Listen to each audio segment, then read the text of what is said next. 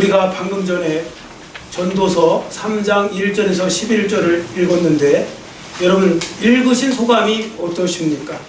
범사에 기한이 있고 천하만사가 때가 있나니 날 때가 있고 죽을 때가 있으며 심을 때가 있고 심은 것을 거둘 때가 있고, 자 이렇게 쭉 읽으시다 보니 어떠십니까? 막 좀 철학자 된 기분 안 드세요? 뭔가 철학적인 것 같잖아요. 또 어떤 분들은 반대로 이 말씀에 굉장히 허무함을 느꼈을지도 모릅니다. 허무감. 또 어떤 분은 또 반대로 또 긍정적인 생각이 드셨을 수도 있습니다.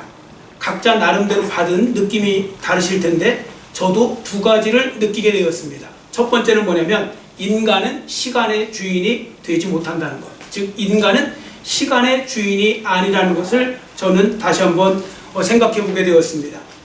그렇지 않습니까 여러분? 만약에 우리가 시간의 주인이라면 우리는 시간을 마음대로 주무를 수 있어야 돼요. 주인이 자기 마음대로 못하는데 어떻게 주인이 됩니까? 그러니까 내가 시간의 주인이 되려면 내가 시간을 자유롭게 주무를 수 있어야 되는데 그렇게 하는 사람이 없다는 거죠. 인생을 살다가 보면 아픔의 때도 있고 고통의 때도 있고 이런 다 시간 아닙니까? 자, 그런 시간도 주어지는 것 보면 시간은 내 마음대로 주무를 수 있는 게 아니라는 것, 그것을 통해 우리는 시간의 주인이 결코 될 수 없다는 걸 보여주는 겁니다. 자, 그러면 시간의 진정한 주인은 누구일까요? 성경은 창조주 하나님이시라고 분명히 말씀하고 있습니다. 하나님이 시간의 주인이십니다. 지금도 뭐 세상에 있는 뭐 물리학자들, 뭐 천문우주과학자들 이야기하잖아요. 우주가 만들어질 때도 그 순간에 시공간이 생겼다고 하는데 그게 맞아요. 하나님이 태초에 빛이 있으라 하시며 빛이 있었고 하면서 천지가 창조될 때 그때 바로 시간과 공간이 같이 만들어진 겁니다. 시간은 피조물이라고 그래서 해요. 하나님의 피조물 중에 하나입니다. 시간의 주인이기 때문에 하나님이 예정하신 대로 우리는 살 수밖에 사실 없는 것입니다. 하나님께서 정해놓으신 시간이 있어요. 뭐 우리 생각에는 뭐 굉장히 우리가 뭐 지혜롭게 막 헤쳐나가는 것처럼 보이잖아요. 그렇지 않습니다. 하나님이 예정해놓으신 시간이 있다는 거죠. 그러면 성도들은 본문을 읽으시면서 한 가지 사실을 깨달으셔야 되는데 그건 뭐냐면 이 땅에, 즉 해 아래 인생이라고 그래요. 전도서는 해 아래 인생을 보면 영원한 것이 없대요. 이 해 아래는 영원한 것이 없다. 건강도 영원히 지속되지 않고 청춘도 영원히 지속되지 않고 웃음, 즐거움, 기쁨도 영원히 지속되지 않습니다. 모든 것은 나를 떠나가게 되어 있고요. 결국은 나도 떠나가게 되어 있는 것이 바로 이 세상의 삶인 것이죠. 자, 또 한 가지 저는 이 말씀을 통해 깨닫게 되는 것은 인생은 그렇다고 낙관만 할 것도 아니고 비관만 할 것도 아니라는 것, 조화를 잘 이루어야 된다는 것을 저는 깨닫게 됩니다. 왜냐하면 인생에는요 긍정적인 일도 부정적인 일도 교대로 일어납니다. 반복해서 이게 일어났다 저게 일어났다, 즉 낙관과 비관을 막 반복하거든요. 자, 시간을 내셔서 직접 한번 여러분 세워보세요. 지금 세워보지 마시고. 자, 본문 2절에서 8절에 보시면 때라는 말이 나와요. 심을 때, 거둘 때, 죽을 때, 날 때, 때라는 말이 시간이잖아요. 때가. 그 때가 몇 번씩 나오냐면 28번 나와요. 28번. 28번인데 신기한 거는요, 공평하게 딱 14번 나와요. 부정적인 거 14번, 긍정적인 거 14번, 이런 식으로 나와요. 찬반으로 14번씩만 나와요. 자, 그러면 이렇게 공평하게 주어진 때를 성도들이 살면서 깨달아야 될 것은 무엇일까요? 그것은 지금 조금 전에 말씀드린 것처럼 인생이라는 것을 너무 낙관하면서 보지도 마시고요, 너무 비관적으로도 보지 마시라고요. 왜냐하면 이게 낙관과 비관이 교대로 막 반복되어서 일어나기 때문입니다. 그러니까 지금 어떤 일로 어려운 분들 있잖아요. 고통스러운 분, 고통과 역경 가운데 있는 분들, 고난 가운데 있는 분들 너무 낙심하지 마세요. 너무 절망하지 마세요. 그 시간이 바뀌어질 때가 분명히 올 것이고요, 오고 있는 줄 믿습니다. 아멘. 계속 가는 게 아니에요. 환경이 변하듯이 그것도 변해요. 그러니까 너무 낙심하지 마세요. 자, 그 다음에 반대로 지금 형통한 분이 있어요. 나는 지금 아무 일도 없다, 나는 편안하게 잘 살고 있다. 너무 자만하지 마세요. 또 언제 어떤 일이 어떤 식으로 어느 상황에서 벌어질지 모르는 거거든요. 그래서 모든 일이 평안할 때는 하나님 앞에 감사하시면서 스스로 더 낮게, 어떻게 보면 스스로 저 자신을 낮추고 겸손하게 살아가시는 것이 중요합니다. 자, 이러한 태도를 갖고 살아갈 때 지혜로운 삶이 되는 것이죠.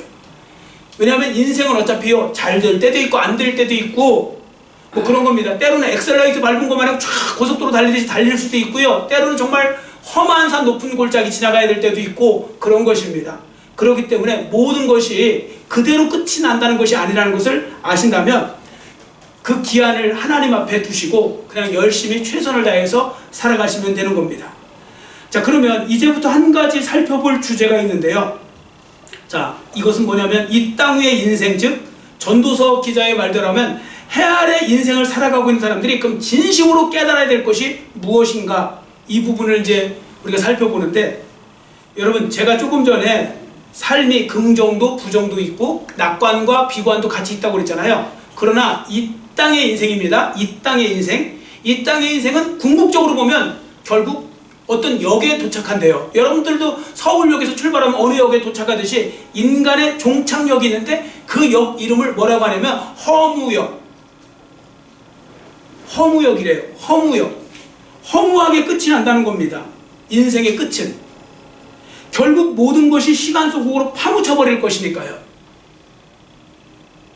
예를 들어 여러분, 사람이 부지런히 노력하여 아프던 사람이 건강을 얻고 생명을 얻고 청춘을 얻고 소유를 얻었다 할지라도 시간이 지나면 결국 생명이 죽음에 삼킨 바가 됩니다. 그리고 청춘도 늙게 되어 있습니다. 그래서 전도서 기자가 9절을 지금 말씀하고 있거든요. 자, 9절을 우리 한번 같이 읽겠습니다. 9절 말씀 같이 읽습니다. 일하는 자가 그의 수고로 말미암아 무슨 이익이 있으랴. 아멘. 사람이 수고하면 뭔가 되게 많은 걸 얻는 것처럼 보이잖아요. 그러나 그건 잠깐인 거고 결국 나중에 아무것도 없다는 것입니다. 그래서 인생은, 세상 사람들도 인생은 공술의 공수거다. 빈손으로 왔다 빈손으로 가는 것이다. 이건 깨달은 사람들이 알 수 있는 것 아니겠습니까? 사실은 아무것도 나중에 남는 것이 없다는 것입니다. 살아생전에 다 떠나기도 하지만요, 내게 있는 게 안 떠나가잖아요. 나중에 내가 떠나가요. 결국 우리는 이 땅을 떠나야 되기 때문에 세상에는 결국 나중에 아무것도 남는 것이 없다는 거죠.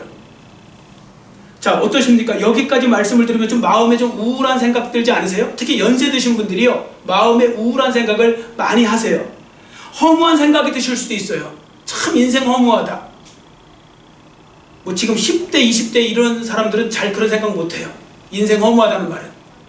그러니까 인생을 오래 사신 분들이 이 이야기를 하는 거거든요. 참 허무하다.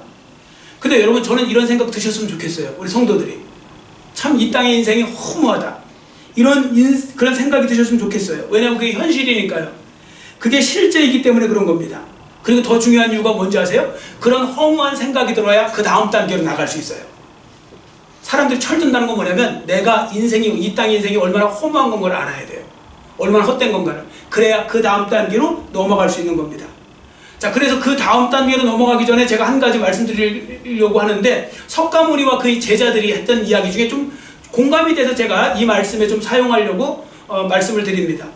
하루는 석가모니가 제자들에게 이렇게 물어봤습니다. 세상에서 가장 이해할 수 없는 기이한 일이 무엇이냐? 찾아와서 나한테 대답을 해보거라. 이 세상에서 가장 이해할 수 없는 기이한 일이 무엇이냐 그랬더니 사람들이, 제자들이 가서요, 온갖 신기한 일들을 다 구해다가 막 이야기를 했어요. 석가모니가 만족이 없어요. 그 대답이 안 했어요. 원하는 대답이. 그런데 어떤 제자가 이 대답을 하니까 석가모니가 고개를 끄덕끄덕거렸다고 합니다. 자, 뭐라고 했는가 하면, 스승님, 제가 볼 때 이 세상에서 가장 이해할 수 없고 기이한 일은 뭐냐면, 사람은 누구나 죽는 것인데 이 세상 누구도 자신이 죽을 것이라는 이 놀라운 사실을 망각한 채 마치 이 땅에서 영원히 살 것처럼 생각하고 행동하는 것입니다. 이것보다 더 기이한 일은 없는 것 같습니다.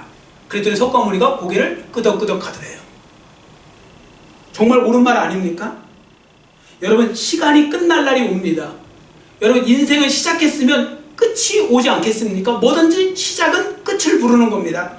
끝날이 옵니다. 그 끝날은 우리는 아무도 몰라요. 하나님께서 헤아릴 수 없게 만들어 놓으셨다고 했거든요. 여러분의 인생은 하나님의 손 안에 있는 거고 끝날이 옵니다. 그때 모든 사람은 떠나가게 될 것이고 시간이 됨으로써 모든 것은 사라지게 될 것입니다.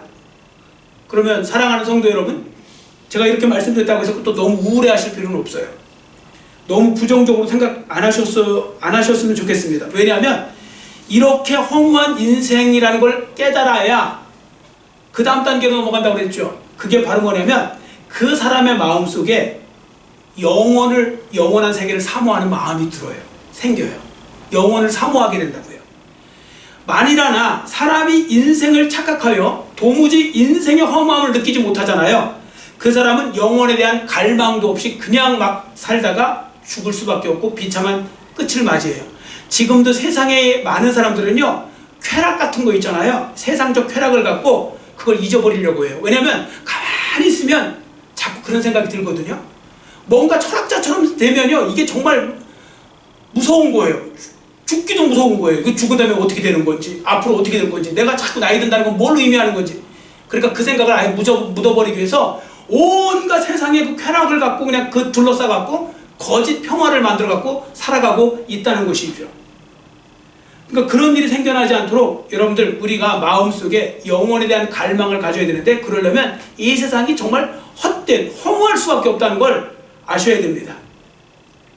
자, 예를 한번 들어보겠습니다. 여러분, 사람이 건강의 중요성을 알 때가 언제일까요? 즉, 건강에 대한 갈망은 건강할 때일까요? 아플 때일까요? 질문을 드린 거니까 한번 대답해서. 건강할 때, 아플 때예요? 아플 때.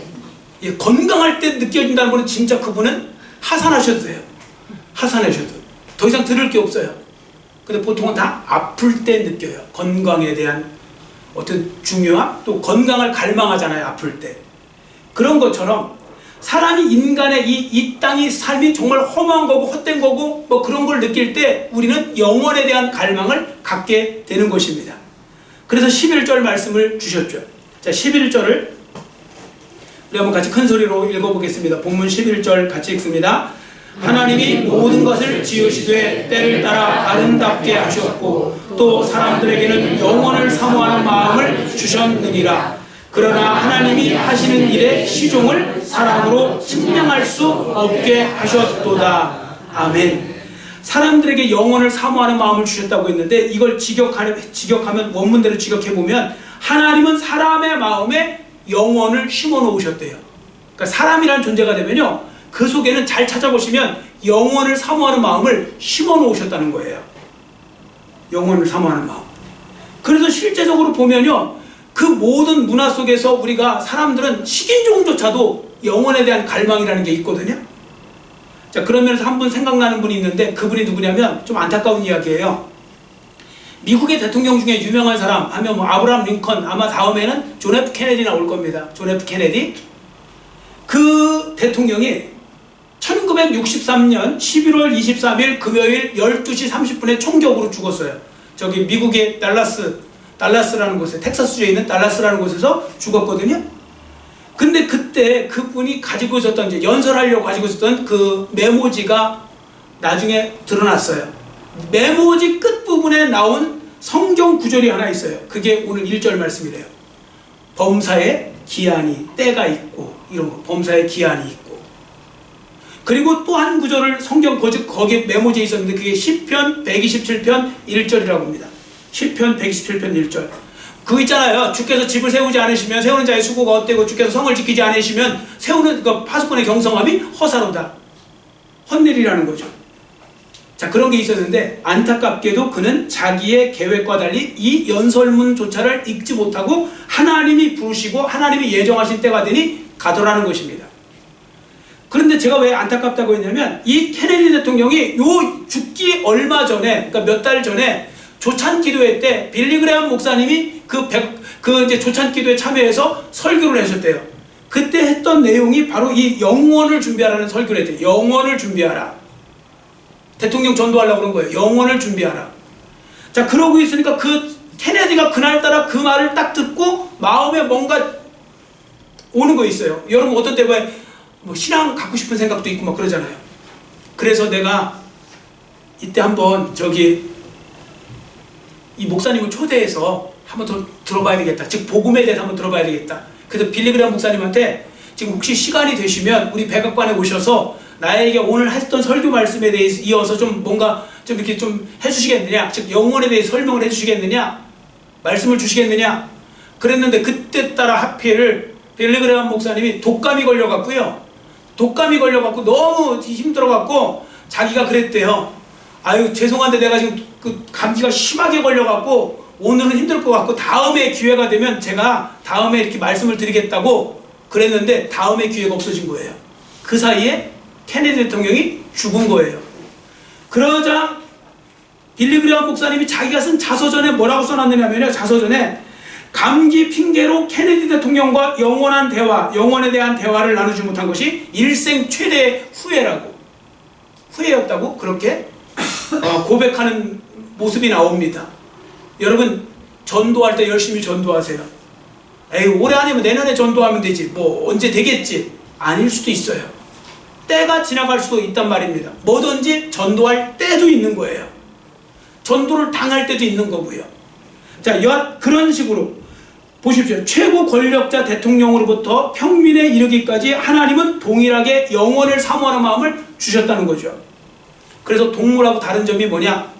여러분 사람이 동물하고 다른 점이 뭘까 할 때 세상 사람들은 이런 이야기 저런 이야기 지식, 지혜 이런 이야기를 하는데요. 동물들도요. 똑똑한 동물들은 굉장히 똑똑한 거 아시죠? 저도 어느 순간에 한동안 지금은 요즘은 잘 안 보는데 와, 개 있잖아요. 개. 애완견 중에 골든 리트리버인가? 얘는 왜 이렇게 똑똑한 거예요? 이거 저는 얘가 사람이 탈을 쓰고 있는 건가? 이런 생각이 들 정도로 똑똑해요. 얼마나 영리하고 얼마나 착한지 몰라요. 웬만한 그냥 사람들보다 더 괜찮아요. 이 개가. 애완견이. 그런데 그 애완견이 못 갖고 있는 게 있어요. 절대 어떤 똑똑한 애완견도 못 갖는 게 종교성이에요. 그리고 영원에 대한 생각, 이런 거예요. 아무리 영리한 개도 내가 영생을 얻었으면 이런 생각하는 개는 없어요. 사람만 영생을 얻었으면 하는 생각을 하는 거예요. 그럼 여러분이나 저만 하느냐? 아니에요. 다 해요.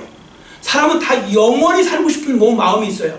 세상 사람들도 과학을 통해서 의학을 통해서 영원히 살려고 지금 하는 이유가 뭐겠어요? 인간만 그렇게 하는 거거든요.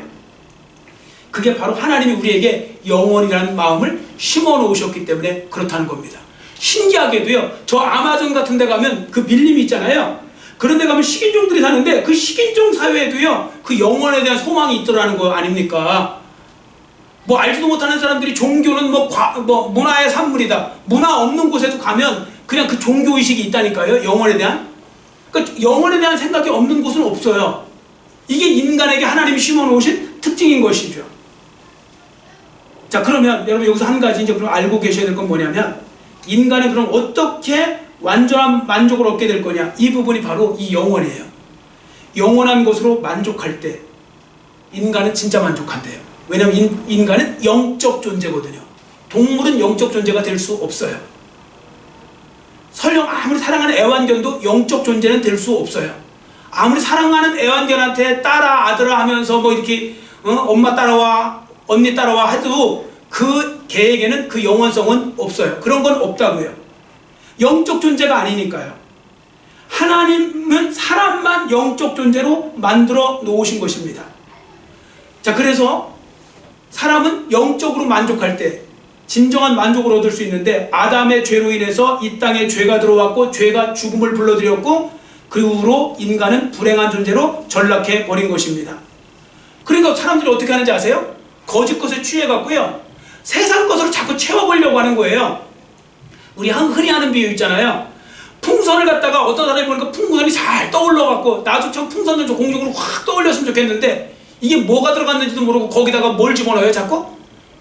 내 입에서 나오는 산소를 불어넣어요. 산소를 불어넣으니 이 다시 가라앉죠. 조금 뜨는 듯 하다가 다시 가라앉고 하지 않습니까? 그럼 어떻게 해요? 더 불어요. 더 불어. 그러니까 나중에 어떻게 돼? 터질 때까지 불어요. 여러분 거기다가 헬륨가스 같은 걸 집어넣어야 올라가는 거죠. 우리의 마음속에도요, 진정한 만족은 영적인 것을 집어넣으셔야 됩니다. 그런데 세상 사람들이 자꾸 엉뚱한 것을 갖고 집어넣으려니까 만족이 없는 거죠. 그 유명한 예화 있잖아요. 록펠러. 그분은 50대에 세계 최고 부자가 된 사람입니다. 그럼 만족할 것 같잖아요. 여러분 세계 최고가 아니고 우리 동네 최고 부자에도 만족하실 것 같잖아요. 세계 최고 부자가 돼도 만족함이 없더라는 거예요. 기자가 물었대요. 이제 만족하십니까? 그랬더니 아니요. 그래서 언제 만족하실 건데? 조금 더 벌면 만족한다고 그랬대요. 세계 제일 부자가. 여러분들 돈 갖고 만족하실 생각하지 마세요. 어차피 세계 부자 못 되실 거잖아요. 세계 부자, 제일 부자도 그런 부분들 중에서 서로 그건 오히려 여러분 이런 거 아세요? 많이 가진 자가 더 많이 가지려고 하는 거. 신기한 거요. 많이 가지면 좀 그만 가져도 될 것 같잖아요. 더 갖고 싶어 갖고 어떻게 보면 막 안달이 나갖고 그 탐심 때문에. 바울이 그래서 자족하는 마음을 가지는 사람이 행복한다고 그러잖아요. 주신 바에 자족하는 마음. 자족하는 마음. 여러분들 세계 행복도 조사하면 우리나라 항상 꼬도바리에 가 있어요. 저 뒤에 가 있어요. 예수 믿는 사람들이 이렇게 많은데도. 근데 정작 저 부탄, 뭐 이름도 안 들어보면 저 부탄 가스 말고 부탄이라는 나라 있잖아요. 저 네팔 옆에. 그런 나라, 정말 못 사는 나라, GNP 같은 걸 따지면 정말 세계 제일 꼬도바리. 행복도 제일 높아요. 어떻게 된 것이 거꾸로. 이거 진짜 우리 예수 믿는 사람들 회개하셔야 됩니다. 여러분들 세상 것 갖고 만족하려고 하지 마시고 하나님을 통하여 만족을 누리시기를 축원합니다. 어차피 세상 건요 한계가 있는 거예요. 그래서 철학자 파스칼, 팡세에 져서 파스칼이 이렇게 말했습니다. 모든 사람의 마음속에는 하나님 아니면 채울 수 없는 빈 공간이 있대요. 그래서 옛날에 어떤 분들은 재미있게 이렇게 말했어요. 인간에게는 사실 5장 6부가 아니라 5장 7부가 있다. 그 7부 마지막 거기에는 하나님을 모시는 자리다. 하나님을 모시지 않고서는 만족함이 있을 수 없다는 것입니다. 왜냐하면 하나님께서 우리에게 영혼을 사모하는 마음과 영적인 것을 채울 수 있는 그릇을 주셨는데 거기다가 자꾸 세상 것을 갖고 채우니 답이 안 나오는 거죠. 점점 더 쾌락 추구하는 사람, 점점 더 쾌락과 쾌락을 가다 보면 나중에 자멸할 때까지 가버려요. 만족함이 없는 겁니다. 여러분 제대로 채울 것을 갖고 채우셔야 돼요. 그 영혼이 뭐냐? 이게 내세요? 또 천국을 의미하는 것입니다. 왜냐하면 영원하신 하나님이 그곳에서 왕이 되시고 그곳이 영원히 변하지 않는 세계가 되기 때문이죠. 영적인 세계는요 변함이 없어요. 그리고 우리가 나중에 들어가야 될 하나님 나라는 영원히 변함이 없는 그곳입니다. 자, 그럼 한번 생각해 보세요. 지금까지 영혼을 사모해야 된다고 말씀을 드렸는데 영원한 세계가 있는지 없는지 어떻게 할까요? 영원한 세계가 있는지 없는지. 여러분 크든지 작든지 분명하든지 희미하든지 각 사람들의 마음에는 영혼을 사모하는 마음이 있는데요. 그 증거를 하나 제가 말씀드릴게요. 그러니까 본문을 통해서만 나타나는 증거입니다. 이것도 한번 대답을 해보세요. 여러분 배가 고프실 때 먹고 싶은 생각이 드세요 안 드세요? 아니 저는 질문 어렵게 안 하는 거 아시죠? 뭐 함정이 있는 줄 알고 또 이상하게 생각하지 말고. 여러분 배가 고파요. 먹을 것이 자꾸 생각나시지 않으세요? 나시죠? 여러분 그럼 목이 마르면 자꾸 뭐가 생각나요? 내 눈앞에 물이 있든지 없든지 본능적으로 물이 생각나는 거예요. 그걸 표현을 하든 못하든. 배가 고프면 음식을 생각한다고요. 왜 그런지 아세요? 음식이 있기 때문에 그 생각을 하는 거예요. 물이 있기 때문에. 사람은 본능으로요 그걸 알게 돼요. 내가 뭔가 사모하잖아요. 막 갈급한 건 그게 있기 때문에 갈급하다는 거예요. 우리가 영혼을 사모하고 갈급하는 이유가 뭐냐면 영원한 세계가 있기 때문이라는 거죠. 그것이 없었으면 처음부터 갈급할 일도 없는 거죠. 자, 여하튼 그런 부분들 속에서 사람이 본능적으로 영혼에 대한 사모함이 있다는 말은 실제로 영원한 세계가 있다는 것을 증거하고 있다는 것입니다. 그래서 영혼에 대한 갈망이 생겨나고 영혼에 대한 사모함도 생겨나는 것이죠. 혹시 옛날에 제가 한번 말씀드렸던데 기억나시는지 몰라도 여러분 영원히 살았으면 좋겠다. 여러분 언제부터 생각하셨어요? 나 영원히 살았으면 좋겠다. 아니면 옆 사람이라도 영원히 살았으면 좋겠다. 언제 생각났어요? 저는 5살 때 생각났어요. 5살 때. 지금도 그 기억이 나요. 그 오랜 시간이 지났고 50년이 넘게 지났는데 제가 그 생각이 나요. 5살 때. 제가 옛날에 그 주변 이야기는 생각 안 나요. 왜 제가 그 생각을 하게 됐는지 몰라도 어느 날 밤에 자는데 슬픈 거예요. 5살이. 왜냐면 저희 어머니 아버지가 옆에서 주무시고 계시는데 슬픈 거예요. 어머니 아버지가 죽을 수 있다고 생각하니까 슬픈 거예요. 어떻게 하면 영원히 살게 할까? 그러니까 계속 살게 할까? 그래서 그때는 제가 약을 만들어 볼까? 뭐 이렇게 뭘 만들어 봐야 되나? 병원에 가서 의사가 되고 뭘 해야 되나? 뭔지는 모르겠는데 그때 그걸 위해서 제가 그때 약을 만들어 보려고 제가 그때 산에 가갖고요. 저희가 산 밑에 있었거든요. 산에 가서 뭐 이렇게 뭐 여러 가지 쑥 같은 거 있잖아요. 뭐 그런 걸 갖다가 막 흙으로 뭉쳐갖고 무슨 공진단을 만들려고 그런 건지는 잘 모르겠는데 뭐 그런 적이 있었어요. 신기한 건 5살 때. 그러다가 제가 약을 개발했잖아요. 제가 만들었잖아요. 아니 찾아냈잖아요. 구약, 신약, 하나님 말씀.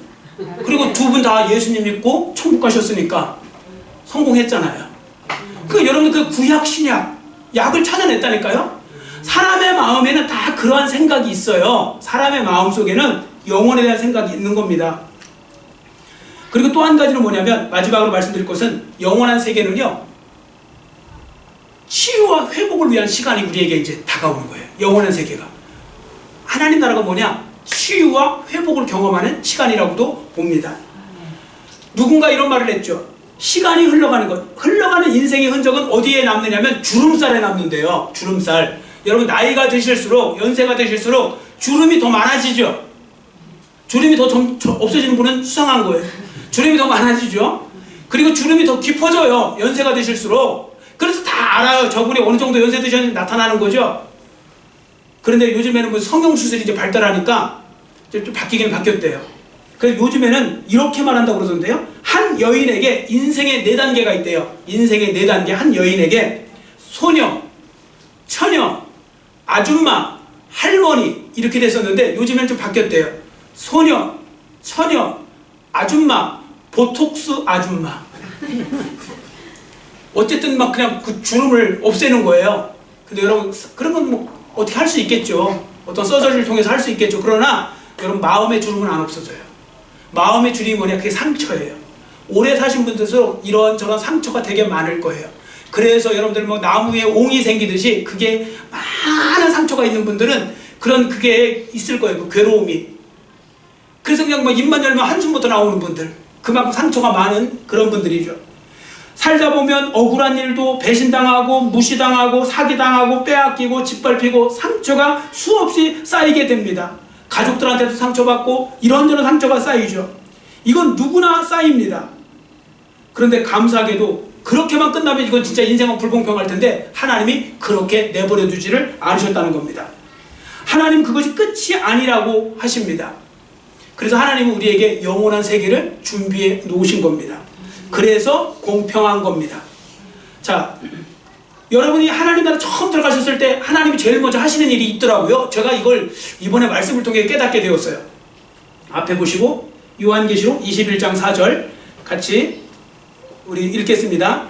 모든 눈물을 그 눈에서 닦아주시니 다시는 사망이 없고 애통하는 것이나 곡하는 것이나 아픈 것이 다시 있지 아니하리니 처음 것들이 다 지나갔음이로라. 아멘. 여러분들 하나님 나라 딱 들어가시잖아요. 승리해갖고 고난 속에서도 다 참고 예수 잘 믿고 들어가잖아요. 그럼 하나님께서 여러분의 눈에서 눈물부터 다 제거해 주신대요. 이건 상처를 회복시켜 주시는 거예요.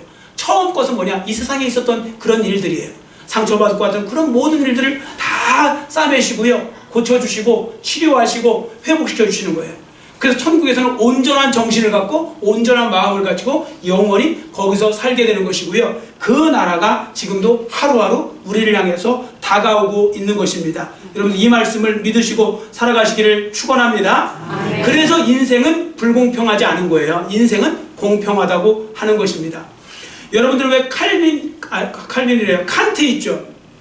철학자 중에 유명한 철학자 있어요. 칸트, 임마누엘 칸트라는 철학자가 있는데 그 철학자가 했던 유명한 말이 있습니다. 뭐라고 했느냐면요. 이렇게 말했어요. 철학적으로 봐도 반드시 지옥과 천국은 있어야 한다. 만약에 지옥과 천국이 없다면 이 세상은 너무너무 불공평한 거다. 그러면서 철학적으로 반드시 천국과 지옥이 있어야 된다고 그랬거든요. 자, 그런 면에서 잘 보세요. 그런 면에서 보면 지금 기가 막히게 말한 거잖아요. 근데 종교적으로는 기독교에서 바로 그 이야기를 지금 하고 있는 거 아닙니까? 천국이 있고요. 그래서 인생은 공평할 수 있는 겁니다. 이 세상에서 어떤 사람은 나쁜 짓 다 하고서도 한 번도 죄망에 안 걸리고 법망에 안 걸리고 잘 살아가는 사람도 있을 거예요. 그러나 그 사람이 마지막 날에는 그렇게 살지 못합니다. 이 세상에서 억울한 일 당하고 고난당해도요. 그걸 해결받을 날이 분명히 옵니다. 그 나라가 바로 하나님의 나라가 되는 것이죠. 그래서 천국의 소망을 가지고 살았던 한 분을 제가 소개하려고 그러는데 그분이 송명희 자매님입니다. 송명희 자매님. 그분은 하나님을 공평하신 하나님이라고 부르고 있는데 송명희 자매님 옛날에 굉장히 많이 한번 그때는 지금도 그러지만 옛날에 크게 쓰임받은 분이죠. 이분이 태어날 때요, 이 의사가 뇌를 잘못 건드려갖고 손해를 건드려갖고 뇌성마비가 돼버렸어요. 이 집게를 잘못 꺼냈대요. 그래서 지금 뭐 10살이 돼서야 비로소 숟가락질을 할 정도로, 숟가락을 갖다 들 정도로 그렇게 사는 거예요. 근데 본인이 정신은 멀쩡해요. 그러니까 이게 얼마나 이게 힘들겠어요. 그래서 자기가 자꾸 죽고 싶은 거예요. 그래서 소녀 시절에 그냥 그렇게 여러 번 죽으려고 했대요. 여러 번 죽으려고 했다가 17살이 되었을 때 부모님 따라 그래도 어렸을 때 교회를 이제 다닌 거예요. 어쨌든 다니는데 내가 죽을 땐 죽더라도 하나님 만나보고 죽겠다고 그때부터 그냥 막 하나님의 이름을 부르고 막 기도하면서 하나님 있으면 대답 좀 해보시라고 막 이러면서 막 울고불고 막 하나님 앞에 매어달리면서 나갔는데 하나님을 만난 거예요. 결국 그에게 송명희 자매님에게 살아가야 될 이유가 생겼고 그리고 영혼의 빛이 비춰갔고요. 그때부터 삶이 바뀐 거예요. 그리고 하나님이 그에게 주신 은혜가 있죠. 은사가 바로 실을 쓸 수 있는 은사를 준 거예요. 그래서 그가 그 몸을 비틀비틀 완전히 막 들려줘야 되거든요. 그 말을 하려고 그러면 그런 와중에 시를 썼는데 그 시가 그렇게 많잖아요. 그리고 그 시 중에 하나가 CCM, 많은 게 CCM 됐지만 우리 이제 복음성 같은 것 중에 그 유명한 노래가 하나가 있습니다. 그게 바로 나라는 제목의 노래입니다. 나. 그래서 이렇게 나라는 노래 우리가 옛날에 많이 불렀는데 가사를 제가 불러드릴게요. 나 가진 재물 없으나 나 남이 가진 지식 없으나 나 남에게 있는 건강 있지 않으나 나 남이 없는 것 있으니 나 남이 못 본 것을 보았고 나 남이 듣지 못한 음성 들었고 나 남이 받지 못한 사랑 받았고 나 남이 모르는 것 깨달았네. 공평하신 하나님이 나 남이 가진 것 나 없지만 공평하신 하나님이 나 남이 없는 것 갖게 하셨네. 이렇게 시를 썼어요. 그게 이제 찬양이 된 것이죠. 찬양이 된 것인데 확실히 이게 가사만 부르면 이게 은혜가 좀 덜 돼요. 그죠? 예. 제가 지금 가사를 불러드렸으니까 예, 제가 한번 불러보고 여러분들도 그냥 제가 중간중간 끊을 수 있으니까 제가 부르는 것만 따라서 부르시면 돼요. 나 가진 재물 없으나 나 남이 가진 지식 없으나 나 남에게 있는 건강 있지 않으나 나 남이 없는 것 있으니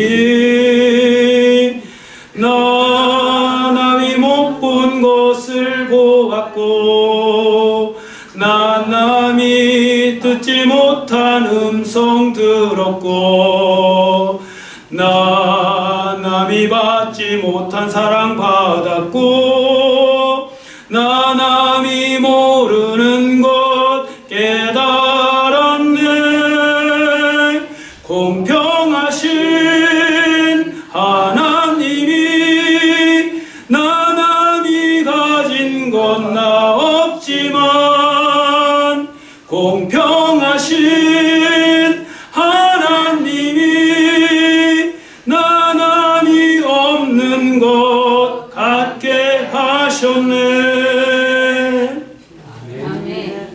여러분 열린음악회에 나왔어요. 이분이 열린음악회에 언제 나왔는지 몰라서 찾아보시면 돼요. 유튜브에 열린음악회에 송명이 해갖고 나왔는데 그때 그거 나와서 감사합니다 한마디 할 때도 한참 기다려야 돼요. 몸을 다 튀어서 얘기하는 거예요. 그 얼굴 표정 보시면 얼마나 힘들게 사는지. 그런데 제가 왜 이 말씀 드리냐면 그때 제가 이제 그 영상을 보다가 리플이 달리잖아요. 밑에 리플 달린 수많은 리플이 감동받았다 나오는데 하필은 첫 번째 리플이 그거예요. 여러분 보시면 나와요. 공평하다고? 뭐가 공평한데? 진짜 이렇게 써놨어요. 진짜로. 그러니까 화가 나서 누군가 한 거예요. 뭐가 공평해? 세상이 공평한 뭐가 공평한데? 너무 억울한 사람이 쓴 걸 거예요, 분명히. 근데 그 위에 쓴 그 윗부분에 댓글이 하나가 제 마음에 확 와닿았어요. 그 공평, 거기에 뭐라고 써놨냐면 이렇게 썼어요. 송명희 님이 공평하다면 공평한 겁니다. 저렇게 사는 분이 진짜 공평하다고 느껴서 공평하다고 하면 공평한 겁니다. 여러분 저도 송명희 님을 딱 보면 정말 우리가 살아가는 하나하나가 감사한 거고, 내가 지금 발작 뛸 수 있는 것도 감사한 거고, 내가 제가 어떻게 보면 얼마든지 지금 돌아다닐 수 있고 뭘 할 수 있다는 거 다 은혜인 거고, 여기 공평하다 안 공평하다 할 수 있는 사람이 없는 거죠. 근데 왜 그랬을까요? 뭐가 공평한데 했던 사람은 하나님 나라를 못 본 사람이에요. 근데 성령이시는 하나님 나라를 본 거예요. 그렇기 때문에 공평하다고 할 수 있는 거죠. 하나님의 나라가 있기 때문에. 자, 여러분 영혼을 사모하는 분들이 되시고 신앙생활 잘하셔서 안전하게 그 영원한 나라 천국에 들어갈 수 있는 축복된 삶의 주인공들이 되시기를 간절히 빌고 원합니다. 아멘. 기도하겠습니다.